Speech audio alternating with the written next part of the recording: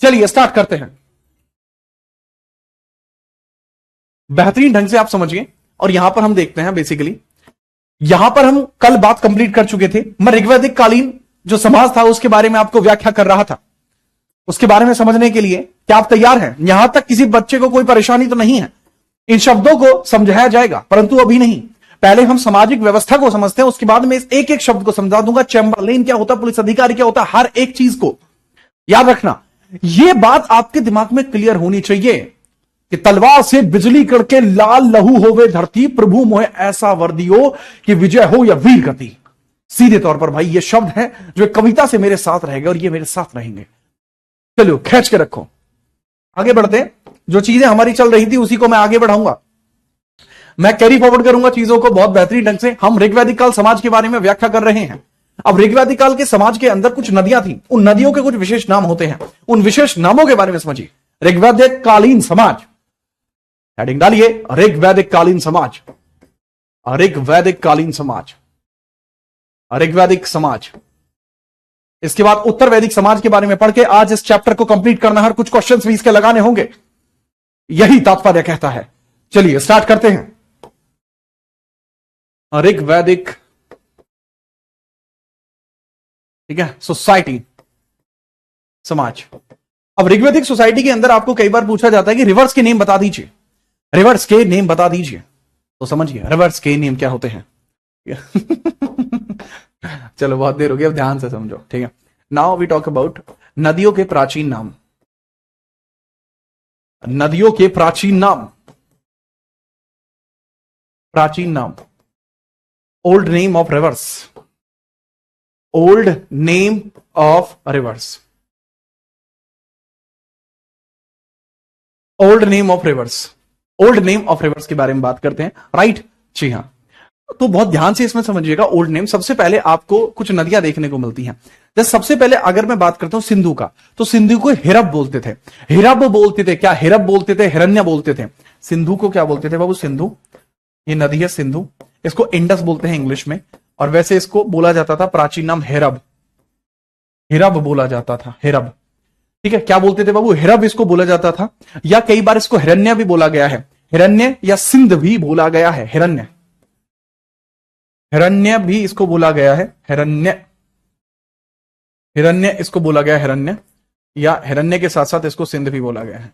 तो ऑब्वियसली बात है सिंध तो बोला ही जाएगा, लेकिन आपको जो टर्म याद रखना है वो याद रखना है हिरण्य, हिरण्य। इंग्लिश में लिख लीजिए हिरब, हिरण्य, हिरण्य और सिंध, ये इसके नाम है। इसके अलावा बाकी अगर मैं रिवर्स की बात करूं, आपको रिवर देखने को मिलती है। जैसे अगर मैं बात करूं, जो आपको देखने को मिलती है चिनाब नदी, चिनाब नदी। चिनाब को लिखिए, फटाफट बताइए चिनाब नदी को क्या बोलेंगे? चिनाब, चिनाब, चिनाब को बोलेंगे चंद्रभाग। चिनाब को क्या बोलेंगे बाबू? चिनाब को बोलेंगे चंद्रभाग, चंद्रभाग बोला जाएगा, चंद्रभाग। ठीक है, चलो। व्यास नदी को बेपासा, व्यास नदी को, ठीक है, व्यास, व्यास नदी को बोला जाएगा विपासा, व्यास नदी को बोला जाएगा विपासा, विपासा। ठीक है, चलो। झेलम को बोला जाएगा वितस्ता, झेलम को क्या बोला जाएगा? झेलम को वितस्ता। हाइडिस्पीसीज भी इसको बोलते हैं, ठीक है, वैसे तो इसको वितस्ता बोलते हैं, वितस्ता, वितस्ता। कई जो ग्रीक ग्रंथ है, ग्रीक ग्रंथ है, वहां पर इसको एक नाम दूसरा भी दिया जाता है। इसको ग्रीक ग्रंथों में एक नाम दिया जाता है हाइडिस्पीसीज, या हाइडिस्पीसीज भी इसको नाम दिया जाता है। ठीक है, इस समय आपको अलग अलग होती थी। जैसे झेलम के अंतर्गत तो आप देख ही चुके हैं। काबुल नदी होती थी जिसको कुंभा बोलते थे, काबुल को कुंभा बोलते थे, काबुल रिवर को कुंभा। यह पाकिस्तानी रिवर है काबुल, काबुल रिवर को उस समय बोला जाता था कुंभा। काबुल को बोलते थे बाबू कुंभा रिवर, कुंभा रिवर इसको बोलते थे, कुंभा। ठीक है, कुंभा इसको बोला जाता था। ठीक है, कुंभा इसको बोला जाता था। नेक्स्ट इसके अंतर्गत लिखिएगा स्वात, जिसको सुवस्तु बोला जाता था। स्वात रिवर को सुवस्तु बोला जाता था। स्वात रिवर को क्या बोलते थे बाबू? सुवस्तु। स्वात रिवर को सुवस्तु बोला जाता था, स्वात रिवर को बोलते थे, स्वात रिवर को बोलते थे सुवस्तु। ठीक है, स्वात रिवर को सुवस्तु बोला जाता था।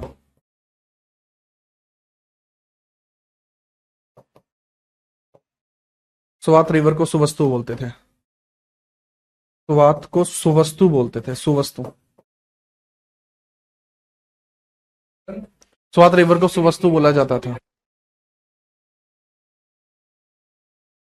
स्वात रिवर को सुवस्तु बोला जाता था। क्या बोलते थे? सुवस्तु। नेक्स्ट इसी के अंदर पॉइंट लिख लेना कि जैसे सर अश्किनी बोलते हैं बाबू, चिनाब को चंद्रभाग के साथ साथ अश्किनी भी बोला जाता है। चंद्रभाग गलत नहीं है, बिल्कुल सही है। इसके अलावा अश्किनी नाम भी इसको दिया जाता है, अश्किनी, अश्किनी नाम भी इसको दिया जाता है। ठीक है, याद रखना बिना परेशानी के। ठीक है, ठीक है, याद रखना। जी हाँ बाबू, ये कुंभा लिखा हुआ है, कुंभा। अंकी बिंदी नहीं देख रहे आप? कुंभा है ये, कुंभा, कुंभा नहीं है, कुंभा है ये। अंकी बिंदी क्यों लगाई है फिर मैंने? हाँ, कुंभा है ये, KUNBHA, Kumbha. Vitasta, VITASTA, Vitasta. This is Bipasa, BIPASA। This is Asikni,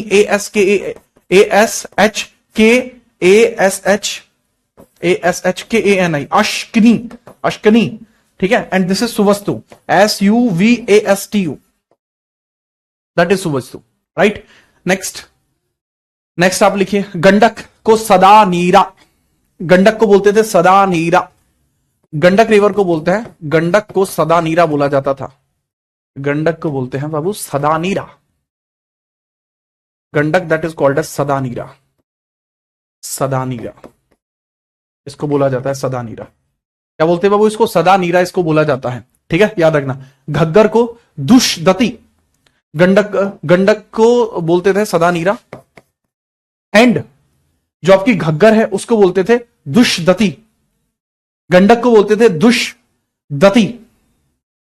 Gandak का हो गया, घग्गर को दुष्दती, घग्गर को बोलते थे दुष्दती, दुष्दती। सरस्वती भी बोलते थे बाबू, सरस्वती, दुष्दती, सरस्वती बहुत फेमस है। घग्गर, घग्गर रिवर को दुष्दती या सरस्वती बोला जाता था। ठीक है, चलो। इवन इसको नदी तमा बोलते थे, सबसे इंपॉर्टेंट है बाबू नदी तमा, सबसे पवित्र नदी, नदी तमा इसको बोला जाता था, नदी तमा, नदी तमा सबसे पवित्र नदी, सबसे पवित्र रिवर, सबसे पवित्र रिवर नदी तमा इसको बोलते थे, सबसे पवित्र रिवर। पूछा जाता है सबसे पवित्र रिवर कौन सी थी बाबू? घग्गर रिवर थी, सबसे ज्यादा पवित्र थी। ठीक है, चलिए। गोमती को गोमल बोलते थे, जो बच्चा पूछा गोमती, गोमती को गोमल बोलते थे, गोमती को बोलते थे गोमल, गोमती को बोलते थे गोमल। लखनऊ जिसके किनारे बसा हुआ है गोमती, इसको बोलते थे गोमल। ठीक है, गोमल बोलते थे, गोमल। अब बाबू एक आपकी रिवर बची है, कोई सी? पुरुषुणी बची है। रावी नदी को बोलते थे पुरुषुणी, रावी रिवर को क्या बोलते थे? रावी, रावी नदी को बोलते थे पुरुषुणी। ठीक है, रावी रिवर को बोलते थे पुरुषुणी, पुरुषुणी, पुरुषुणी, पुरुषुणी बोला जाता था रावी को। तो लिख लीजिएगा पुरुषुणी, पुरुषनी बोलते हैं, पुरुषनी। ठीक है जी हाँ, तो ये कुछ इस प्रकार से देखने को मिलते हैं। सतलुज को शतुद्री, सतलुज लिखा नहीं है, लिख लीजिए सतलुज को शतुद्री। सतलज नदी को क्या बोलते हैं? सतलज, सतलज रिवर को बोलते हैं शतुद्री, शतुद्री, शतुद्री, SHATUDRI, शतुद्री। ठीक है, इसको शतुद्री बोलते हैं, शतुद्री। ठीक है जी हाँ, तो इस प्रकार से आपको यह देखने को मिल जाता है। सतलज को शतुद्री के नाम से जाना जाता है, ये हो जाता है इंपॉर्टेंट। ठीक है, चलो। तो ये कुछ रिवर्स हैं जिनके बारे में आपको जानकारी पता होनी चाहिए, जिनके बारे में बाबू आपको जानकारी पता होनी चाहिए। ये वो विशेष रिवर्स हैं। अब ये ऋग्वेद सोसाइटी का हिस्सा है, क्योंकि नदियों के प्राचीन नाम से क्वेश्चन बहुत ज्यादा बनते हैं, तो कृपया करके इसके वो बाबू नोट कर लीजिए। गंगा रिवर का जिक्र इस प्रकार से नहीं देखने को मिलता, गंगा रिवर का जो जिक्र है बाबू वो इस प्रकार से देखने को नहीं मिलता, गंगा रिवर का जिक्र इस प्रकार से देखने को नहीं मिलता। ठीक है, नहीं मिलता बिल्कुल भी। ठीक है, याद रखना, बिना परेशानी के याद रखना। अब जो समाज था उसमें बहुत बात देखना कि यहां बाल विवाह नहीं होता था, पर्दा प्रथा नहीं होता था, और इवन सती प्रथा भी नहीं होती थी। लेकिन इसके अंतर्गत आपको यह भी देखने को मिलेगा कि यह नियोग प्रथा चलती थी। अब आखिरकार ये क्या है? ये बहुत ऑर्थोडॉक्सी चीज है। ठीक है, मैं उसको थोड़ा समझाने की कोशिश करता हूं, बहुत ऑर्थोडॉक्स है। आज की डेट में अगर मैं ऐसा कुछ बोलूंगा अभी तो ये बहुत वैसी बात हो जाएगी, मतलब अरे क्या ही बोल दिया, ठीक है, कुछ वैसी बात हो जाएगी। ठीक है, झेलम बेटा लिख तो दिया, झेलम को वितस्ता बोलते थे, साथ में इसको अगर लिखना चाहो तो हाइडेस्पिसीज भी बोलते थे, ग्रीक में हाइडेस्पिसीज बोलते हैं इसे, हाइडेस्पिसीज बोलते हैं, हाइडेस्पिसीज, स्पीसीज, स्पीसीज बोलते हैं इसको, हाइडेस्पिसीज, लेकिन ये सिर्फ ग्रीक भाषाओं में बोलते हैं, ग्रीक में इसको ऐसा बोलेंगे। अब नियोग वगैरह को समझना, नियोग दैट इज वेरी इंपॉर्टेंट, अगर आप समझते हैं वैदिक सभ्यता को जानना तो दैट इज वेरी इंपॉर्टेंट। मैं यहां के समाज को बता रहा हूं कि समाज कैसा था। तो बाबू जो ऋग्वेद था, ऋग्वैदिक समाज की बात कर रहा हूं मैं अभी भी, ऋग्वैदिक समाज, महाभारत वो उत्तर वैदिक में आएगी, रामायण अभी आएंगी थोड़ी देर में, 5 मिनट में। ऋग्वैदिक समाज इसी की बात कर रहा हूं। तो ऋग्वैदिक समाज में मैंने बताया आपको, जस्ट अभी अभी बताया है कि भैया जी यहां पर आपको किसी भी प्रकार से बाल विवाह नहीं देखने को मिलता, बाल विवाह नहीं था, बाल विवाह नहीं था, बाल विवाह नहीं था, कोई बाल विवाह नहीं था, no child marriage, no child marriage. ठीक है, जैसे आज की डेट में बहुत सारे राजस्थान के लोगों का इस बात को लेकर व्यंग उड़ाया जाता है कई बार कि सर जी आप जो है ये बताइए कि सर जी बच्चों का विवाह हो जाता है क्या राजस्थान में जल्दी? नहीं होता। दरअसल वो सिर्फ एक कहने की बात हो गई, बट हाँ कुछ जनजाति राजस्थान में अभी भी ऐसी हैं जो अभी भी मानते हैं यहां पर। ठीक है जी हाँ। नेक्स्ट, जब मैंने बताया बाल विवाह नहीं था, दूसरा सती प्रथा नहीं थी, सती प्रथा नहीं थी, सती प्रथा नहीं थी, नो सती सिस्टम। अब सती सिस्टम क्या होता है पहले वो समझिए। हमें सती सिस्टम के जो सबसे पहले अभिलेख मिलते हैं बाबू वो गुप्ता काल में मिलते हैं। कहां मिलते हैं बाबू? गुप्त काल में मिलते हैं। अब गुप्त काल के ये जो बात हम कर रहे हैं गुप्त काल से बहुत पुरानी चल रही है, हजारों साल पुरानी चल रही है गुप्त काल से बात ये, तो इस टाइम पे था ही नहीं, है ना। सती प्रथा में क्या होता है, जब एक पत्नी के पति की मृत्यु हो जाती है तो उस पत्नी को, उस औरत को जबरदस्ती उसी की जो वो होती है ना जहां पर उनको जलाया जाता है उसी के साथ जला दिया जाता था कि अब समाज में तेरे लिए कुछ नहीं बचा है। लेकिन इस प्रकार से अगर हम बात करें जो ऋग्वैदिक समाज था वहां ऐसी कोई प्रथा ही नहीं थी। प्लस यहां विधवा पुनर्विवाह विवाह प्रचलित था, विधवा पुनर्विवाह प्रचलित था, विधवा पुनर्विवाह प्रचलित था, पुनर्विवाह प्रचलित था, विधवा पुनर्विवाह था। ठीक है, तो इसको बोलते हैं विडो रीमैरिज होती थी, विडो रीमैरिज होती थी। और इस सब के पीछे का सबसे बड़ा कारण आप समझेंगे ना बाबू, इस सब के पीछे का सबसे बड़ा कारण था क्योंकि ऋग्वैदिक समाज मैट्रियार्कियल था, मैट्रियार्कियल था क्योंकि यह समाज जो था दैट वाज समाज मैट्रियार्कल था, मैट्रियार्कल था, मैट्रियार्कल था। कैसा था बाबू? समाज आपको मैट्रियार्कल देखने को मिल जाएगा, मैट्रियार्कल देखने को मिल जाएगा। ठीक है, सॉरी पैट्रियार्कल देखने को मिल जाएगा, I am sorry, patriarchal. Matriarchal बाबू इंडस वैली सिविलाइजेशन थी बट ये पैट्रियार्कल थी। पितृसत्तात्मक समाज था, पितृसत्तात्मक समाज था, सत्तात्मक समाज था, सत्तात्मक समाज। ठीक है, पैट्रियार्कल सोसाइटी, पैट्रियार्कल सोसाइटी थी। ठीक है, पैट्रियार्कल सोसाइटी थी। हाँ, अब यहां पे बात को समझना कि आपको पैट्रियार्कल सोसाइटी देखने को मिल रही है, यानी घर के अंदर जो जितने भी ऐसे पुरुष हैं उनकी ज्यादा चलती थी, उसके बावजूद भी समाज इतना बढ़िया था कि वहां बच्चों की शादी नहीं होती थी।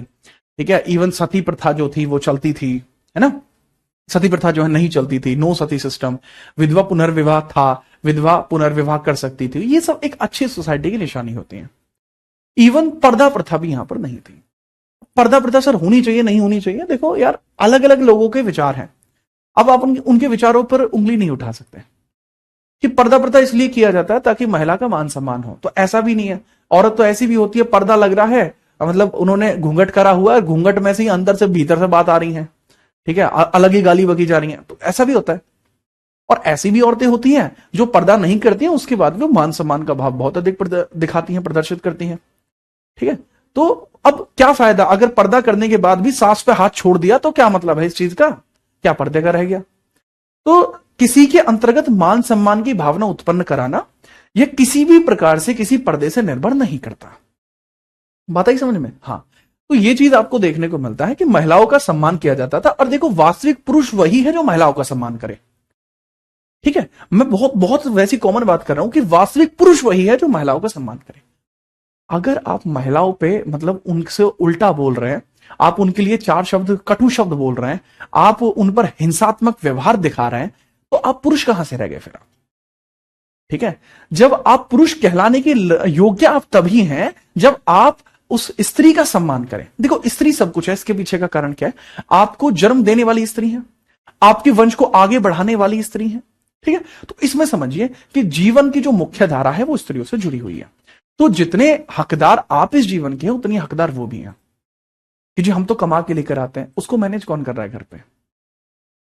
ठीक है, क्या स्त्री के बगैर जीवन को आगे बढ़ाया जा सकता? नहीं बढ़ाया जा सकता। तो जितने जरूरी आप हैं, इतनी ही जरूरी वो भी हैं, तो उनका सम्मान बेहद जरूरी है। ये अब मैं इसीलिए बताता हूं कि ये तो आप याद कर लोगे, लेकिन एक अच्छा इंसान कैसे बनोगे? वो एक अच्छा इंसान बनने के लिए जिस प्रकार से मैं बातें करता हूं, तो उनको आप जीवन में भी कई बार प्रयोग करने का प्रयास कीजिए। ठीक है, अब कोई लड़की जा रही है, उसके पीछे चल दिए हाथ घुमाते हुए, क्या मतलब है इस चीज का? ठीक है, तो उस चीज में ना वो आपके दिमाग में वो सर्टेनिटी आनी चाहिए। समझे बात? तो एक अच्छा समाज बनाने में हमारा योगदान होगा। कल को आप इस क्लास में से निकलोगे, ठीक है, बहुत सारे ऐसे बच्चे होंगे जो कल को जाके सब इंस्पेक्टर लगेंगे, कुछ इंस्पेक्टर भी लगेंगे। तो वहां आपके स्टेशन में कोई रिपोर्ट दर्ज कराने आ रही है, आप उन्हीं की तरफ देखने लगे, क्या वो रिपोर्ट दर्ज करा पाएगी? क्या आप एक अच्छे इंसान साबित हो पाएंगे? नहीं हो पाएंगे। तो बड़ी बात यही है, एक अच्छी मानसिकता होनी चाहिए। ठीक है, ऐसा कभी ना हो कि आपके रहते हुए आपके साइड में चल रही लड़की आपको देखे और देख के वहां से चली जाए, ऐसा नहीं होना चाहिए। ठीक है, तो जीवन में ये कमाना है पहले, समझ में? बस ठीक है। दूसरी बात इसके अंदर समझिएगा, जैसा मैंने बताया यहां पर विधवा पुनर्विवाह तो था ही, विधवा पुनर्विवाह तो था ही, इसके अलावा आपको देखने को मिलता है कि यहां पर कई बार कुछ इस प्रकार के उल्लेख भी मिलते हैं कि अंतरजातीय विवाह भी होता था और नियोग प्रथा भी होती थी। अंतरजातीय विवाह, अंतरजातीय विवाह प्रचलित था, प्रचलित था। और बच्चे, नियोग प्रथा भी यहां चलती थी, नियोग सिस्टम भी चलता था, नियोग प्रथा, नियोग प्रथा ये केवल संतान प्राप्ति के लिए चलता था। नियोग प्रथा केवल वंश आगे बढ़ाने के लिए, वंश बढ़ाने के लिए, बढ़ाने के लिए ये चलता था।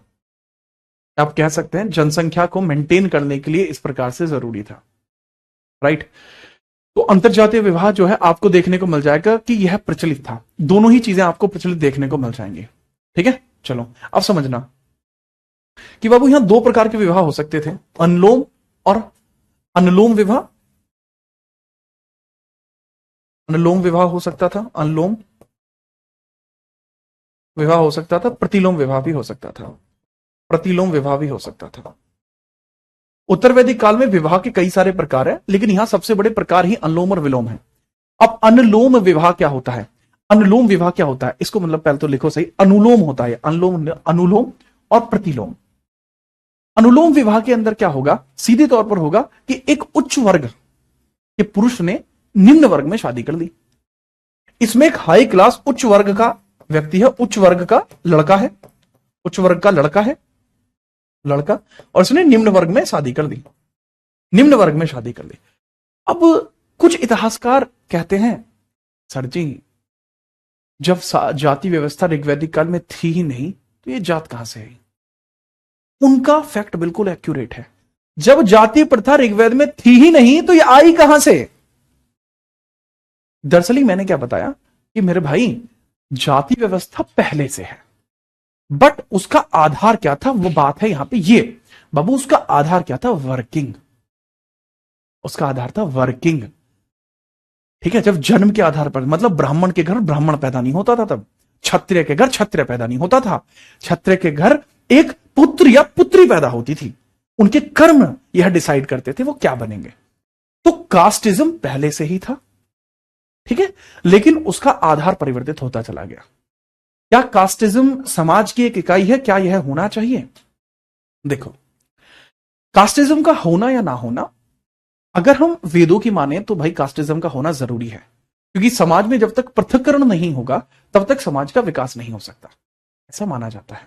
ठीक है, तो ये कुछ बातें देखने को मिलती हैं। उच्च वर्ग का लड़का है और ये निम्न वर्ग की लड़की से विवाह कर देता है, निम्न वर्ग की लड़की तक कर देता है विवाह, निम्न वर्ग की लड़की से विवाह, निम्न वर्ग की लड़की से विवाह, कन्या से विवाह कर दिया। यहां बिल्कुल उल्टा होता था, यहां निम्न वर्ग का लड़का होता था, निम्न वर्ग का लड़का होता था और वो स्वर्णा महिला से शादी कर देता था। स्वर्णा मतलब ऊंची क्लास की महिला। निम्न वर्ग का लड़का होता था, निम्न वर्ग का लड़का, और ये उच्च वर्ग की लड़की से शादी कर देता था, उच्च वर्ग की कन्या से शादी कर देता था, हायर क्लास से। इसको बोलते हैं इंटरकास्ट मैरिज। क्या आपके यहां इंटरकास्ट मैरिज होती है, मुझे बताओगे एक बार? देखो, अगर मैं अपने यहां बताऊं तो हमारे यहां इसको बहुत गलत माना जाता है। मतलब मैं सामाजिक तौर पे बात कर रहा हूं, मैं बहुत सामाजिक आदमी भी हूं। अगर मैं आपको बहुत क्लियर बात बताऊं, मैं काफी सामाजिक आदमी हूं। इतना सामाजिक आदमी हूं जब कई बार जैसे मैं बाहर होता हूं तो जैसे किसी को कोई डिसीजन लेना होता है ना, तो जो दादा वादा लोग, ताऊ लोग बैठे होते हैं पंचायत वगैरह में, खाप वगैरह जो होती है, अगर आपने सुना हो, तो उसमें मेरी बात सुन लेते हैं लोग। ठीक है, हाँ, मतलब मेरी अभी उतनी उम्र नहीं है इतनी ज्यादा, ठीक है, कि तुमसे पूछा ही पूछा जाएगा, नहीं। अगर मैं वहां से निकल रहा हूं तो पूछ लेंगे कि अरे भैया ऐसा ऐसा है, तो मैं कई बार बता देता हूं कि नहीं यार ये गलत है, ये सही है, तो उस थोड़ी बहुत मेरी बात को वजन दिया जाता है। इसलिए क्योंकि मैं सामाजिक आदमी वैसा हूं, समाज में मैं रहा हूं। तो बात यह है कि इंटरकास्ट मैरिज को नहीं माना जाता। कहते हैं कि अगर इंटरकास्ट मैरिज होंगे तो जो एक स्पेसिफिक डीएनए चला आ रहा है वो डीएनए खत्म हो जाएगा, राइट? तो ये चीज बहुत जरूरी है। इंटरकास्ट मैरिज, अब कुछ ऐसे भी लोग हैं, अब मैं यहां किसी एक विशेष व्यक्ति का या किसी विशेष वर्ग का कोई भी ऐसा जिक्र नहीं कर रहा हूं, लेकिन उनका कहना है कि जब तक इंटरकास्ट मैरिज नहीं हो जाती है तब तक समाज में से जाति व्यवस्था खत्म ही नहीं होगी। यह भी एक कथन है। तो यह सिर्फ लोगों के विचार के कारण होता है। ठीक है, अब देखो, सचिन यादव कह रहे हैं कि सर कास्ट की वजह से मैंने अपनी महिला मित्र को जाने दिया। सचिन, आप मुझे एड्रेस बता दो अपना। मैं आता हूं ना, मैं आता हूं आपके पास।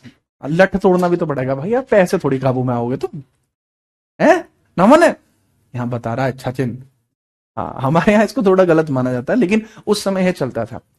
अब वहां पे वो उनके क्या विचार रहे वो उस चीज पर निर्भर करता है। ठीक है, लेकिन इंटरकास्ट मैरिज को अगर देखा जाए तो इसमें लोगों के अपने अपने मानसिक विचार हो सकते हैं। ठीक है, चलिए, नियोग प्रथा क्या होती थी? देखो, नियोग प्रथा है थोड़ी ऑर्थोडॉक्स। जिस महिला के बच्चे नहीं हो रहे हैं उसके पति के साथ, तो कई बार वह जो उसका पति होता था वह उनको आज्ञा दे देता था कि आप किसी दूसरे पुरुष के साथ संबंध बना सकती हैं, लेकिन वह संबंध जो बनाया जाएगा वो केवल वंश बढ़ाने या जनसंख्या बढ़ाने के लिए होगा। और वो जो व्यक्ति होगा ना, जिससे उनको जिस पुरुष की वजह से उनको संतान की प्राप्ति हुई है, वह उस व्यक्ति के पुत्र के ऊपर अधिकार नहीं दर्शा सकता। ये था नियोग प्रथा।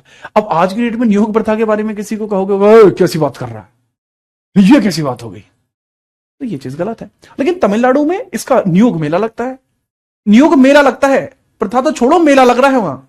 ठीक है, तो ये चीज भी आपको देखने को मिलती है। तो चीजें आपको अलग अलग देखने को मिलती हैं, बट नियोग सिस्टम आपको तब देखने को मिलता था। नियोग सिस्टम का ऑब्जेक्टिव केवल एक था, वंश बढ़ाने के लिए ऐसा किया जा रहा है। ठीक है सर, कैसी बात बोल रहे हो, ये तो आप, नहीं नहीं नहीं, ऐसे तो नहीं सर, ऐसा तो हमने सुना ही नहीं है, आज तक सुना है आपने? महाभारत में क्या आप जानते हैं धृतराष्ट्र और जो पांडु थे वो किस प्रथा की वजह से हुए थे? वो दरअसली नियोग प्रथा के कारण ही हुए थे। ठीक है, अंबालिका जी के बारे में आपने सुना होगा। अंबा और अंबालिका, ये दो रानियां थी। पितामह भीष्म इनका एब्डक्शन करके लेकर आए थे। जरूरी था, क्षत्रिय वंश की शान की बात है। ठीक है, तो बात को समझिए। तो अब जब पुत्र की प्राप्ति नहीं होनी थी तो भीष्म पितामह ने तो मना कर दिया कि मैं तो आजीवन ब्रह्मचर्य करने वाला हूं। ठीक है, तो अब ऋषि आते हैं, तो ऋषि के साथ नियोग के साथ ही यहां पर संतान की प्राप्ति हुई। ठीक है, तो आंखें मीच ली जाती हैं अंबा के द्वारा, तो इस वजह से धृतराष्ट्र अंधे पैदा हुए। अंबालिका जी जब जाती हैं तो वो पीली पड़ जाती हैं ऋषि को देखकर, तो इस वजह से पांडु को जो है पीला रोग हुआ। ठीक है, पांडु रोग था, नाम इसी वजह से उनका पांडु था। पांडु रोग था, पांडु पेट का एक रोग होता है, इसमें मतलब डेथ हो जाती है एक समय के बाद। लेकिन जो विदुर की माता थी, ठीक है, अब हुआ क्या, रानी ने कहा कि तुम दोबारा जाओ, तो वहां पर दोबारा अंबा और अंबालिका ने जाने की बजाय विदुर की जो माता है, दासी थी, वो उनको भेज दिया। अब उन्होंने जाके बहुत नॉर्मली रिएक्ट किया, तो इस वजह से उनको जो पुत्र प्राप्त हुआ वो बहुत बुद्धिमान, बहुत धैर्यवान, एक अच्छा पुत्र प्राप्त हुआ, दैट इज विदुर, जिनमें बुद्धि अच्छी थी, इवन शस्त्र विद्या भी अच्छी थी। अगर आपको यह लगता हो कि विदुर भाई हल्के में थे तो गलत सोच रहे हैं आप। भरी सभा में दुर्योधन से उन्होंने एक संवाद में यह कहा है कि दुर्योधन, अगर मेरे हाथ सिंहासन के कर्तव्य से न बंधे होते तो तुम्हारी मौत का कारण मैं बनता। ये क्षमताएं थी उनकी, तो क्योंकि बुद्धि इतनी थी भाई, तो ये समझिएगा। तो ये नियोग प्रथा उस समय से चली आ रही है, ठीक है जी हाँ, ठीक है। मैं इस पर अपने जो विचार है, मैं अपने विचार प्रकट नहीं कर सकता वास्तविकता में, मैं आपको केवल वो बता सकता हूं जो लिखा हुआ है ना। जहां पे मुझे अपने विचार प्रकट करने होते हैं मैं बता देता हूं। सर आईवीएफ जैसा कोई सिस्टम उस समय शायद नहीं रहा होगा, हो सकता है कि यह जो सिस्टम है नियोग प्रथा उस समय आईवीएफ जैसी कोई प्रणाली के तौर पर आधारित रहा हो, हम क्या ही कह सकते हैं इस पर, हमने इस चीज को सिर्फ पढ़ा है, ठीक है। तो इस आधार पर हम कह सकते हैं जैसे आज की डेट में तो आईवीएफ होता है वो एक प्रकार का नियोग ही तो है, ठीक है। तो समझिए, तो इसको आप नोट करिए, फिर हम आगे बढ़ते हैं, ठीक है। चलिए इसके बाद हम आगे बढ़ते हैं, इसको तो आप कम से कम नहीं बोलेंगे आप, ठीक है। अब ऋग्वेद के अंदर जो देवता हैं, उस समय के देवता हैं, उनके बारे में बात करते हैं। कौन कौन से देवता उस समय प्रचलित थे, है ना, कौन कौन से देवता उस समय प्रचलित थे। जैसे इंद्र प्रचलित थे ऋग्वेद समाज में, देवताओं का अगर हम व्याख्या करें कौन कौन से देवता प्रचलित थे, इधर जगह है तो मैं इधर ही इसको लिख देता हूं। अरे हो भाई, देवताओं के बारे में लिखिए कौन कौन से देवता प्रचलित थे। बाबू सबसे ज्यादा प्रचलित देवता है इंद्र, प्रचलित देवता, प्रचलित देवता, प्रचलित देवता, प्रचलित देवता का मतलब है जो उस समय काफी ज्यादा फेमस गॉड रहे होंगे, फेमस डायटी, डायटी। यह गॉड टर्म की जगह डेटी का मैं यूज कर रहा हूं, इसके पीछे का रीजन क्या है, डायटी का रीजन है कि जिनकी उपासना होती हो, वो भगवान भी हो सकते हैं, कोई वस्तु भी हो सकती है, ठीक है। चलिए दुष्यंत बेटा हाथ छोड़ दूंगा मैं, ठीक है, यहां पे ध्यान दीजिए। इंद्र जो लिखा है, इंद्र लिखा है 250 बार, ये भगवान इंद्र जो है, ठीक है, इनका जिक्र 250 बार किया जाता है, भगवान इंद्र, इनका जिक्र किया जाता है बाबू 250 टाइम्स, किसमें, ऋग्वेद में, ऋग्वेद में जिक्र कर रहे हैं हम, ये ऋग्वेद में, ऋग्वेद के अंदर हम जिक्र कर रहे हैं, ऋग्वेद में, ऋग्वेद में। तो ऋग्वेद के हिसाब से जो प्रचलित देवता है उनकी मैं बात कर रहा हूं।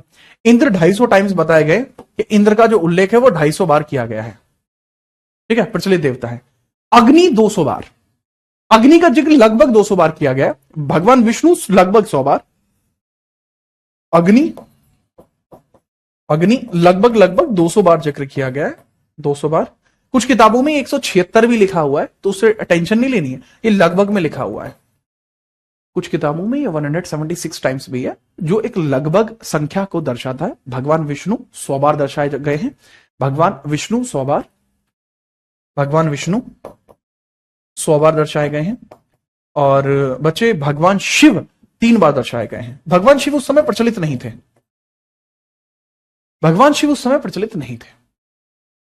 सर ब्रह्मा जी कहां गए, ब्रह्मा जी कहां गए, वो है ही नहीं क्या। दरअसल ब्रह्मा जी की उत्पत्ति होती है हमारे पुराणों से। आप एक शब्द सुनते हो ओम, ओम हमारे पुराणों में मिलता है, ना कि वेदों में। आपसे कोई भी आके आपसे कहेगा हम मैंने पढ़े हैं हमारे वेद उसमें ओम है, अरे ओम नहीं है उसमें। ओम एक सुप्रीम वर्ड है, वो हमारे पुराणों में है, जो उत्तर वैदिक काल में लिखे गए थे। और जो ओम टर्म है ना, हम उसको रिलेट करते हैं किससे, भगवान शिव जी से। शिव जी विध्वंसक हैं, बात को समझना। ओम टर्म संस्कृति या पूरी की पूरी सभ्यता के बनने का प्रतीक होता है। ओम एक परम शक्ति है, जो ब्रह्मा जी के मुख से निकलने वाला पहला शब्द था, ठीक है, जिसको हमारे किसमें, पुराणों के अंदर लिखा हुआ है, उपनिषदों के अंदर लिखा हुआ है। तो ये कुछ चीजें होती हैं बाबू। अब भगवान विष्णु जी हैं, ठीक है, भगवान इंद्र हैं, भगवान विष्णु हैं, भगवान शिव हैं, तो ये आपको देखने को मिलता है। सर शिव जी आजकल बहुत ज्यादा क्यों पॉपुलर हो गए, अब मैं इसके ऊपर कोई टर्म नहीं दे सकता, मतलब मैं इसके ऊपर कोई भी टिप्पणी करूंगा तो वह एक धार्मिक टिप्पणी हो जाएगी, इस कारण से मैं इस पर धार्मिक टिप्पणी नहीं करना चाहता। हां, परंतु मैं कुछ बातें बता सकता हूं, जैसे समझिए। देखो कई बार पता है क्या होता है कि जब शुरुआत में सृष्टि बनी तो इसमें ब्रह्मा जी का बहुत बड़ा रोल है, भगवान विष्णु जी का बहुत बड़ा रोल है। कैसे है?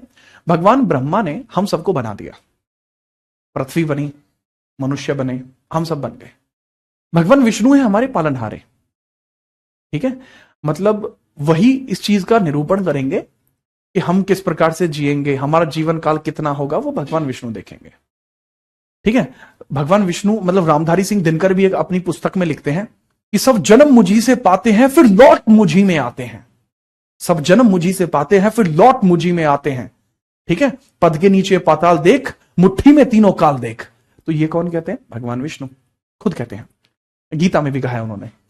लेकिन भगवान शिव होते हैं जो सृष्टि का विनाश करते हैं। जब एक पूरी सृष्टि खत्म होती है तो वो भगवान शिव करते हैं। भगवान शिव के डमरू से जब ध्वनि के प्रतिद्वंदी निकलते हैं ना, छोटे छोटे कण निकलते हैं, तो उससे सृष्टियों का विनाश हो जाता है। तो ये चीज भी आपको देखने को मिल जाती है कि यहां पर आजकल की जो जनरेशन है वो इस चीज की तरफ बहुत ज्यादा मोटिवेट हो जा रही है, ठीक है। तो वो समझिए, लेकिन भगवान शिव परम है, परम, मैं आपको बता रहा हूं परम, ठीक है, ना आदि ना अंत है उसका, ठीक है। तो दैट इज भगवान शिव। इस वजह से भगवान शिव जी की पूजा को बहुत ज्यादा धीरे धीरे प्रमोट किया गया था, ठीक है। और ये मतलब बहुत लंबे समय में हुआ, ऐसा नहीं है एक समय में हुआ। रीजन दूसरा एक और है, क्योंकि ये सबसे प्राचीन भी है। अगर सबसे प्राचीन भगवान की हम बात करेंगे तो देखो हमारे पास तो कोई आकलन नहीं है, लेकिन भगवान शिव के साक्ष्य हर एक युग से, हर एक काल से, हर जगह से मिले हैं, ठीक है। जी हाँ सर, इंद्र के साक्ष्य कहां से मिले? भैया बोगजोई अभिलेख से मिले हैं, इसके बारे में मैं बात कर चुका हूं, ठीक है। भगवान श्री कृष्ण कौन है? भगवान श्री कृष्ण जो है भगवान विष्णु के अवतार है।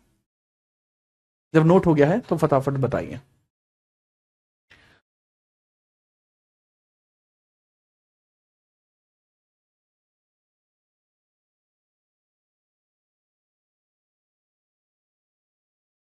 सर वो तो बहुत भोले हैं, वाह चांदनी वाह। खैर बाबू, इसमें नदियों का विवरण भी देख लीजिए कि ऋग्वेद में नदियों का वर्णन किस प्रकार से है। द डेस्ट्रॉयर गॉड, जी हाँ, द डेस्ट्रॉयर गॉड, ठीक है, द डेस्ट्रॉयर गॉड, बिल्कुल, ठीक है। अब यहां पर समझिए भाई कि अगर मैं बात बताऊं कि सिंधु नदी का यानी हिरण्यवी, हिरण्यवी नदी जो है, इसका जो उल्लेख किया गया है वो 55 बार किया गया है, जो सबसे ज्यादा जिक्र है। सर्वाधिक जिक्र किसका किया है? सर्वाधिक, सर्वाधिक जिक्र किसका किया गया है? सर्वाधिक जिक्र, रिवर्स की बात कर रहा हूं, रिवर्स की भैया, रिवर्स में सर्वाधिक जिक्र किया गया है हिरण्यवी का। हिरण्यवी यानी सिंधु का, सिंधु रिवर का किया गया, जिसको बोलते हैं हिरण्यवी। हिरण्यवी का किया गया, हिरण्यवी, और हिरण्यवी का जो जिक्र किया गया वो किया गया 55 बार।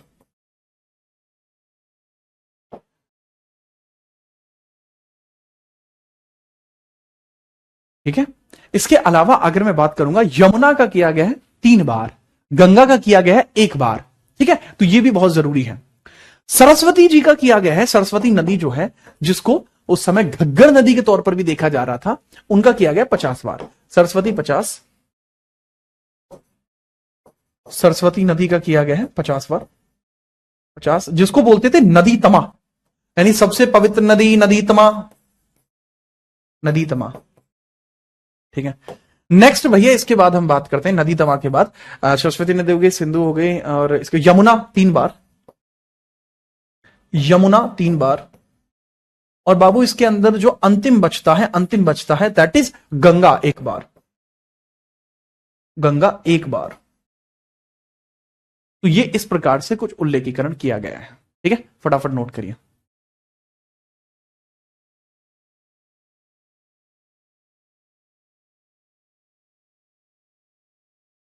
अरे भाई ये देख सचिन ने क्या लिखा है। हाँ भाई, मैं डीएवी में ही पढ़ा हूं। तो आपको किसने बताया भाई मेरे कारनामे डीएवी में? मेरे कारनामे आपको किसने बता दिया? ये तो बढ़िया था, ये तो लग रहा है मुझे ये लड़का बुलंदशहर का है। ठीक है। चलो नोट करते हैं।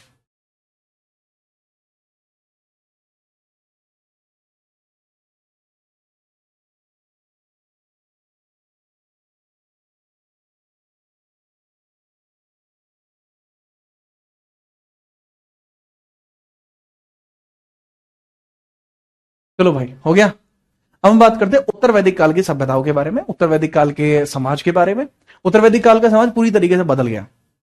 ठीक है, याद रखिएगा। उत्तर वैदिक काल। रवि कह रहा है कि सर मैंने आज ही बैच लिया है। रवि तुमने तो झंडे गाड़ दिए भाई। रवि मेरे भाई ऐसे करना बाबू, रवि इसको देख लेना, ठीक है, पुरानी वीडियो जरूर देख लेना। हेडिंग डाल लीजिए उत्तर वैदिक काल की संस्कृति, उत्तर वैदिक काल का समाज, उत्तर वैदिक काल का समाज, काल समाज, उत्तर वैदिक काल का जो समाज था, उत्तर वैदिक काल समाज, इसको बोलते हैं लेटर वैदिक पीरियड, लेटर वैदिक पीरियड। अब यह समाज पूरी तरीके से बदल गया, धीरे धीरे बदल भी इतना गया कि जिसका कोई जवाब नहीं, इतना बदल गया ये समाज, पूर्णतः परिवर्तित हो गया, इतना परिवर्तित हो गया कि जिसका कोई जवाब नहीं। समझिए बाबू, ऋग्वैदिक काल के बारे में बात करते हैं कि समाज में सती प्रथा प्रारंभ हो गई, सती प्रथा प्रारंभ हुई, सती प्रथा प्रारंभ, या सती प्रथा प्रारंभ मत लिखो क्योंकि इसके साक्ष्य नहीं है, साक्ष्य नहीं है इसके। आप ये लिखिए बाबू कि जो जाति है किसी की भी, ठीक है, या किसी का भी वर्ग है, वो जन्म आधारित होना प्रारंभ हो गया। जाति का निर्धारण जन्म के आधार पर होने लगा, जाति का निर्धारण जन्म आधारित होने लगा, निर्धारण जन्म आधारित होने लगा, जन्म आधारित होने लगा, होने लगा, जाति का निर्धारण जन्म आधारित होने लगा। ठीक है, caste decided according, caste decided according, decided by birth, caste birth के अकॉर्डिंग होने लगी, कास्ट जो है वो बर्थ के अकॉर्डिंग होने लगी। प्लस इन लोगों ने लोहे को क्या कहा, कृष्ण अयश कहा, कृष्ण अयश कहा, लोहे को कृष्ण अयस कहा। उत्तर वैदिक काल में लोहे को कृष्ण अयस कहा, लोहे को कृष्ण अयस नाम दिया, कृष्ण अयस नाम दिया, अयस नाम दिया, कृष्ण अयस नाम दिया। आयन को क्या नाम दिया, कृष्ण अयस, कृष्णा, कृष्ण अयस, कृष्ण अयस नाम दिया। अयस का मतलब होता धातु, अयस का मतलब होगा धातु, कृष्ण का मतलब होगा काली धातु, तो यानी लोहा। इसी वजह से इसको आयरन, लेटर वैदिक पीरियड को कहा जाता आयरन एज, आयरन एज कहते हैं।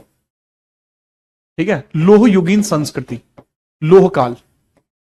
इसके हमें साक्ष्य मिले अंतरजी खेड़ा से, इसके साक्ष्य हमें कहां से मिले, साक्ष्य अंतरजी खेड़ा, इसके एविडेंस हमें अंतरजी खेड़ा से मिले हैं, अंतरजी खेड़ा, अंतरजी खेड़ा से मिले हैं। ठीक है, अंतरजी खेड़ा से मिले। अंतरजी खेड़ा कहां पे बताओ फटाफट। इसको श्याम अयस भी बोलते हैं, कृष्ण अयस भी बोलते हैं बाबू, श्याम अयस भी बोलते हैं। इसको चाहे तो आप कृष्ण अयस बोल लीजिए, इंग्लिश वाले एस्पिरेंट इसको कृष्ण अयस बोलेंगे, या फिर इसको श्याम अयस भी बोल सकते हैं, श्याम अयस, श्याम अयश भी इसको बोला जा सकता है। ठीक है, श्याम अयश भी इसको बोला जा सकता है, भगवान श्री कृष्ण के नाम पर ही, भगवान श्री कृष्ण के नाम पर ही बोला जाता है। ठीक है, चलिए इसके अलावा अगर मैं बात करूं, इसी काल के दौरान जो खेती है वह बहुत अधिक होने लगी, खेती के कई सारे प्रकार हो गए और बहु खेती होने लगी। ठीक है, चलिए खेती अधिक प्रचलित हुई, अधिक प्रचलित हुई, अधिक प्रचलित हुई, अधिक खेती अधिक प्रचलित हुई, खेती अधिक प्रचलित हुई, और इसमें बहु खेती होने लगी, बहु खेती। बहु खेती का मतलब होता है multi crop agriculture, multi crop agriculture, multi crop agriculture, multi crop यानी अलग अलग फसल होने लगी। पहले लोग एक ही फसल बो रहे थे, अब ये इन्होंने इस चीज को बढ़ा दिया। जी हाँ, ठीक है, याद रखना। अंतरजी खेड़ा कहां पे बाबू, एटा में है, एटा में। कुछ बच्चे लिख रहे हैं एटा, जो कि सही लिख रहे हैं, एटा उत्तर प्रदेश। अब मैं बताऊं, एटा में मैं शादी में गया था एक में, ठीक है, और मतलब आफ्टर बीइंग अ टीचर मैं एटा में गया था शादी में, ईटा लिख दिया मैंने, तो ये एटा लिखना था। हमारे यहाँ के एक फैकल्टी की शादी हुई थी, तो वो वहीं पर हुई थी। हाँ, करियर विल की एक फैकल्टी की शादी हुई थी एटा से। हाँ, तो इसको लिख लेना, खेती अधिक प्रचलित हुई, प्लस मनुष्य कर्म कांड में विश्वास रखने लगा कि मैं जैसा फल, जैसा करूंगा मुझे उसका फल मिलेगा। अब जब जब ये बात हुई है, ब्राह्मणों का रोल बढ़ता चला गया, ब्राह्मणों का राइज मैक्सिमम यहां पर हुआ, समझना। मनुष्य कर्मकांड में भरोसा करने लगा, कर्मकांड में अधिक भरोसा करने लगा, अधिक भरोसा करने लगा, अधिक भरोसा करने लगा, अधिक भरोसा करने लगा कर्मकांड में। अब कर्मकांड में इसको लिख लेना, human started to believe karma theories, karma belief system. और जैसे ही कर्मा बिलीफ सिस्टम को स्टार्ट किया गया, ब्राह्मण्स का राइज देखने को मिलता है। आरपी शुक्ला कह रहे हैं यहां मेरा राइज हो गया है। जी हां शुक्ला जी, ठीक है। लेकिन ये जो बाद में जो है ना, ब्राह्मणों को और भी अलग विभाजित किया गया है, ठीक है। चले, तो भाई इसमें याद रखना, यही ब्राह्मण जो वंश था उसका बहुत अधिक विकास हो गया। यही ब्राह्मण वंशों या फिर ब्राह्मणों का को अधिक प्रभावशाली बनने का मौका मिला। प्रभावशाली बनने का क्यों मिला, ये बताओगे मुझे कोई? प्रभावशाली बनने का मौका मिला, कारण बताओ मुझे। बनने का मौका मिला या प्रभावशाली बनने की शुरुआत हुई, ब्राह्मण को अधिक प्रभावशाली बनने का अवसर मिला। ब्राह्मिन्स एनहेंस्ड, ब्राह्मिन्स ग्लोरिफाइड, या लिख सकते हैं, या फिर आप लिख सकते हैं प्रॉस्पेरस, बिकेम मोर प्रॉस्पेरस। कारण बता दो मुझे। प्रॉस्पेरस बहुत अधिक प्रॉस्पेरस किस वजह से हो गए? ठीक है, चलो भाई, इस प्रकार से होने के पीछे का एक सबसे स्पष्ट कारण क्या था कि जब भी कोई कर्म कांड में भरोसा रखेगा तो वो चाहेगा कि भगवान उसको उसके किए गए अपराधों के लिए क्षमा कर दें। सुना है आपने, गंगा क्यों जाते हो, महाकुंभ क्यों गए थे? स्नान करने के लिए, ताकि पाप धुल जाए, राइट। गंगा जी में क्यों नहाते हो? ताकि पाप धुल जाए, क्योंकि पवित्र नदी है। अच्छा, इस समय सबसे पवित्र नदी सरस्वती थी। तो एक बात बहुत ज्यादा चलती है, जैसे आपके यहां भी चलती होगी, कि भाई अगर घर में यज्ञ करा दें, मतलब जो यज्ञ होता है, अगर हम यज्ञ करा देंगे, अगर घर में यज्ञ करा दें तो ऐसी परिस्थिति में क्या होगा? ऐसी परिस्थिति में वो पवित्र माना जाएगा कि आपने जो जो कर्म किए हैं वो सारे पवित्र हो गए। तो जब हवन कौन करेगा घर में, यज्ञ कौन करेगा घर में? ठीक है, कौन करेगा? That is Brahmins. यज्ञ करने की जो क्षमता है, यज्ञ करने की जो शिक्षा है, वो किसके पास है? ब्राह्मिन्स के पास। तो ब्राह्मिन्स इस वजह से राइज में आ गए। ठीक है, इस वजह से ब्राह्मिन्स राइज में आ गए।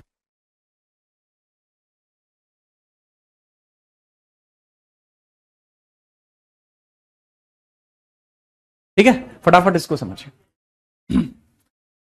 बात है समझ में? सर महाभारत आज की जनरेशन के लिए रॉन्ग एग्जांपल नहीं भाई, मुझे सही लगता है महाभारत के कवि वास्तविक ज्ञान की प्राप्ति की तरफ ध्यान दीजिए। महाभारत जो आज की डेट में लोगों को दिखाया गया है वो दरअसल में है ही नहीं, उसके भाव को समझिए। ठीक है, चलिए। तो अब सर कौन कौन से यज्ञ इस समय हुआ करते थे? तो बाबू इस समय कुछ विशेष प्रकार के यज्ञ हुआ करते थे, मैं उनके बारे में एक बार आपको जानकारी देता हूं। इस समय आपके कुछ इस प्रकार के यज्ञ आपको देखने को मिलते थे। ठीक है, इसको आप नोट करिएगा, यज्ञों के प्रकारों को। ठीक है, क्योंकि दरअसल ना ये सिलेबस आपका आज कंप्लीट करना था, तो मुझे इसको थोड़ा छोटा रखना पड़ा। ये यज्ञों के प्रकार हैं। दीज आर टाइप ऑफ यज्ञ, दीज आर टाइप ऑफ यज्ञ। तो यहां आपको राजसूय यज्ञ देखने को मिलता है। राजसूय यज्ञ ये वैदिक काल के महत्वपूर्ण यज्ञ हैं, इनको आप नोट कर लेना आराम से, इनको आप नोट कर लेना आराम से। दूसरा, वाजपेय यज्ञ देखने को मिलता है। राजा में देवीय शक्तियों के आरोपण के लिए किया जाता है। सिंहासन जब राजा ग्रहण करता है तो बाबूजी उसको बोलते हैं राजसूय यज्ञ। राजा बनते ही राजसूय यज्ञ कराना पड़ता है। जब राजा चक्रवर्ती हो जाता है, मतलब जब राजा का सिक्का चलने लगता है अपने एरिया में, तो ऐसी परिस्थिति में अश्वमेध यज्ञ किया जाता है। राजा के चक्रवर्ती होने के लिए यज्ञ किया जाता है। ठीक है, याद रखना। ठीक है, चलिए। पुत्र ज्येष्ठी यज्ञ जो है संतान की प्राप्ति के लिए होता है। पुत्रेष्टि यज्ञ, ठीक है। और क्रीरिष्ट यज्ञ होता है अकाल के समय वर्षा आने के लिए। अग्रोष्ठोम यज्ञ होता है, सोमरस पिया जाता है। पुरुष मेघ यज्ञ होता है, पुरुष की बलि दी जाती है। सबसे हानिकारक और सबसे खतरनाक यज्ञ है पुरुष मेघ। जब जब पुरुष मेघ होता है तो पुरुषों की बलि दी जाती थी। अब इसमें पुरुषों की बलि दी जाने का मतलब ये नहीं है कि मतलब एक मेल कैंडिडेट की बलि दी जाएगी, नहीं नहीं नहीं नहीं, नहीं। चलिए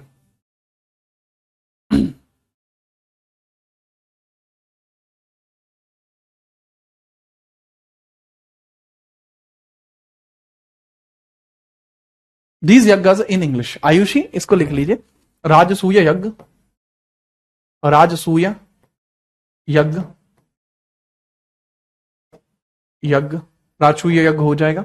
वाजपेयी, वाजपेयी यज्ञ, ठीक है, वाजपेयी यज्ञ, या इसको इंग्लिश में ऐड कर देंगे, वो नाम नाम की तरह ही है ये, ठीक है। ये these are just names, these are just names, कोई इसमें नया नहीं है ना, जस्ट नेम की तरह है।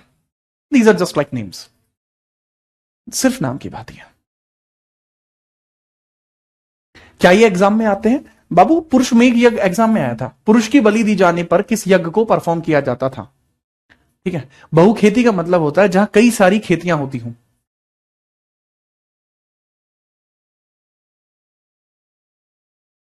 शिखा मिश्रा, जो सवाल आप पूछ रही हैं ये परसों की क्लास में मैंने पढ़ा दिया है।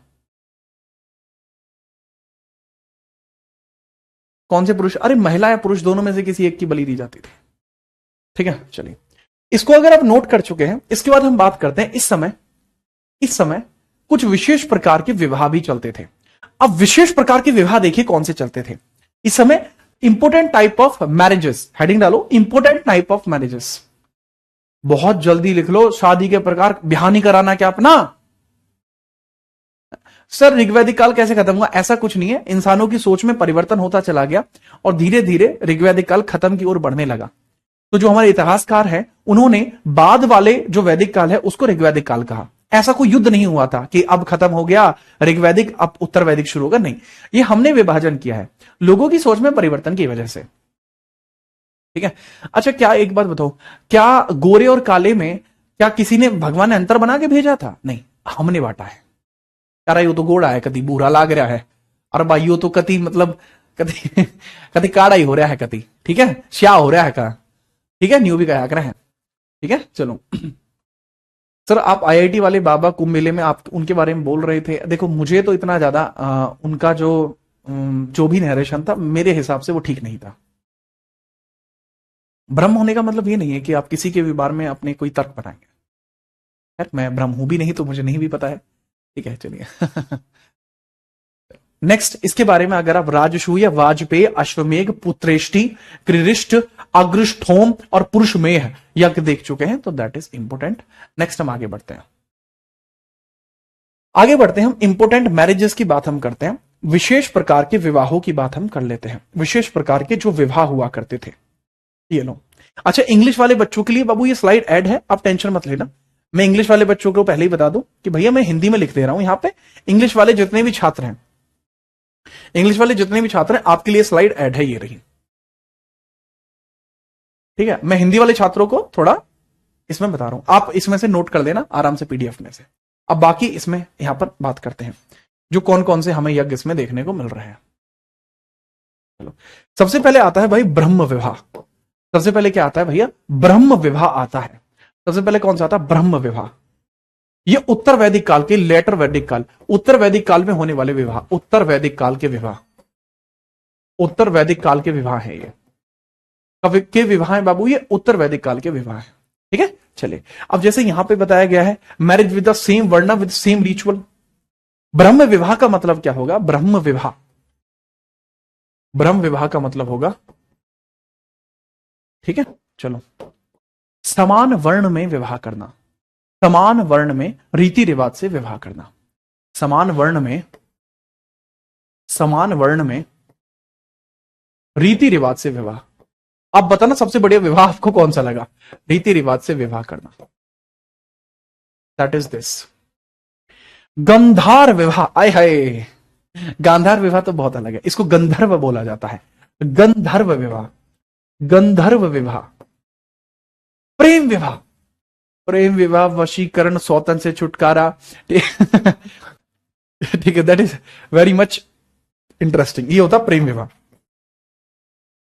मैं तेरे इश्क में मरी पड़ी, लागे इश्क जंजीर जिए। ठीक है, लड़की की अनुमति के साथ विवाह। अरे लड़की की अनुमति तो होगी ही ना भाई, ये क्या बात हुई। ये समान वर्ण में रीति रिवाज से विवाह किया जाना, मतलब एकदम अरेंज मैरिज है जी, ब्रह्म विवाह अरेंज मैरिज। देव विवाह होता है जिसके अंतर्गत, अगर मैं देव विवाह की बात करूंगा, ठीक है, चलिए, जो मतलब आप कह सकते हैं जो पुरुष होंगे, ठीक है, जो पुरुष वर्ग के माता पिता होंगे, पुरुष वर्ग के माता पिता होंगे, वो अपनी जो बेटी है उसको एक ब्राह्मण को दक्षिणा में दे देंगे, एक पुजारी को दक्षिणा में दे देंगे। ठीक है, चलिए, तो इसको बहुत जरूरी है, देव विवाह बहुत जरूरी है। देव विवाह इसको बोला जाता है कि जितने भी आप एक तरीके से कह सकते हैं देव विवाह के अंदर, अरे ब्राह्मण को पुत्री को, ठीक है, पुत्री को पुजारी को विवाह के तौर पर दान करना, विवाह के तौर पर दान करना, दान करना, मतलब अपनी पुत्री की जो शादी है वो एक ब्राह्मण से करा देना। ठीक है, चलिए, हाँ जी। अर्श विवाह किस प्रकार का होता है, कि अर्श विवाह अगर आपसे पूछ लिया जाए, ठीक है, चलिए देखो अर्श विवाह कैसा होता है। अर्श विवाह होता है, इसमें दहेज के तौर पर गाय और बैल दिए जाए, दहेज में गाय और बैल दिया जाना, बैल दिया जाना, अर्श बोलते हैं उसको। ठीक है, याद रखना। प्रजापत्य विवाह आपको देखने को मिलता है, प्रजापत्य विवाह, इसके अंदर कोई दहेज ना दिया जाए, कोई दहेज नहीं। प्रजापत्य विवाह में क्या होता है, प्रजापत्य में दहेज बगैर विवाह किया जाए। असुर विवाह, तुम में से कोई असुर तो नहीं है ना, हाँ ठीक है, असुर तो नहीं है, असुर विवाह जो किया जाता है बेसिकली इसमें पैसे देकर विवाह किया जाता है। असुर विवाह किया जाता है, मतलब महिला, मतलब वधु पक्ष को धन देकर विवाह, जो वधु पक्ष होता है, जो पत्नी होगी, आप उसको पैसे दे रहे हैं विवाह करने के लिए। ठीक है जी, हाँ। राक्षस विवाह, और राक्षस होगा बे, राक्षस विवाह में क्या होता है, इसके अंदर मतलब आप ये मान लीजिए, राक्षस विवाह के अंदर अपहरण कर लीजिए महिला का, तो महिला का अपहरण राक्षस कहलाता है। ये राक्षसों के संकेत है। अब एक जो शब्द बहुत ज्यादा कहा जाता है कि क्षत्रिय धर्म तो यही कहता है अगर स्त्री और पुरुष दोनों राजी हैं तो उसका अपहरण कर लिया जाए। नहीं, भगवान श्री कृष्ण ने ऐसा नहीं कहा था। भगवान श्री कृष्ण ने ऐसा कहा था कि अगर महिला से उसके बारे में पूछा नहीं जा रहा है कि तुम कहां विवाह करना चाहती हो, नहीं पूछा जा रहा है, तो जाके उसके घर वालों का समझाइए। ये नहीं कहा गया कि बिना चोरी चुप के उसको घर तक उठवा लो, ऐसे नहीं होती भाई साहब। ठीक है, तो इसको समझिए। जी हाँ सर। असुर विवाह होता है ये। राक्षस विवाह मैंने बताया, अपहरण करके विवाह, अपहरण करके विवाह किया जाता है।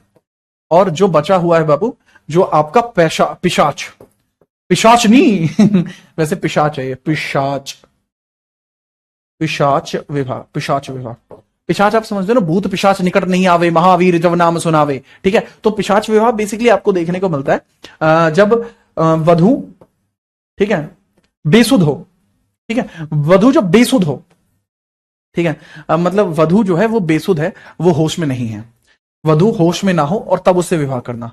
होश में ना हो, होश में नहीं, तब विवाह करना, बेहोश करके विवाह करना, तब विवाह। तो ये पिशाच विवाह होता है। तो एक इस प्रकार से आपको देखने को मिलते हैं। सर 4 नंबर बढ़िया है, ठीक, अच्छा। और दहेज में गाय बैल दिए जाते हैं, इस प्रकार का विवाह होता है। तो बाबू ये आपके टाइप ऑफ विवाह है, और मैं क्लास के लिए लेट हो गया अगली के लिए। ठीक है, तो ये आपको देखने को मिल जाएंगे यहां। अब बताइए कौन सा विवाह आपका बढ़िया है। ठीक है, तो अलग ही विवाह आपको देखने को मिल रहा है यहाँ, तो थोड़ा सा याद रख लेना। ठीक है, ठीक है, तो इसके बारे में आप बता दीजिएगा, कल हम यहीं से स्टार्ट करेंगे। ठीक है, ये कंप्लीट हो गया है आपका वैदिक पीरियड, थोड़ी सी बातें बची हैं, कल थोड़े से क्वेश्चन कर देंगे, थोड़ी सी इसकी बात कर देंगे, फिर हम स्टार्ट करते हैं आपका बुद्धिज्म, देन जैनिज्म, देन महाजनपद, उसके बाद टेन्योर्स आपके हो जाएंगे मौर्य काल, फिर उत्तर मौर्य, फिर गुप्त, फिर उत्तर गुप्त, उसके बाद राजपूत, फिर साउथ इंडियन, और उसके बाद ये कंप्लीट। ठीक है, चलिए। हाँ जी हाँ, जैसा मैंने बताया, अगर आपको करंट अफेयर की कोई भी दिक्कत है तो करंट अफेयर के बारे में बाबू मैं बता चुका हूं कि आप सीधा जा सकते हैं इंटरनेट पर और सर्च कर सकते हैं जीत राणा। और जीत राणा सर्च करने के बाद यहां पर एक बहुत तगड़ी प्लेलिस्ट क्रिएट करवा दी है मैंने, जो 2025 की करंट अफेयर्स की बात करेगी ये रही। और एक वीडियो और डाल दी है 4 घंटे पहले, तो देख लेना, ठीक है। बाकी मिलते रहेंगे इसी प्रकार से, तब तक के लिए जय हिंद, वंदे मातरम।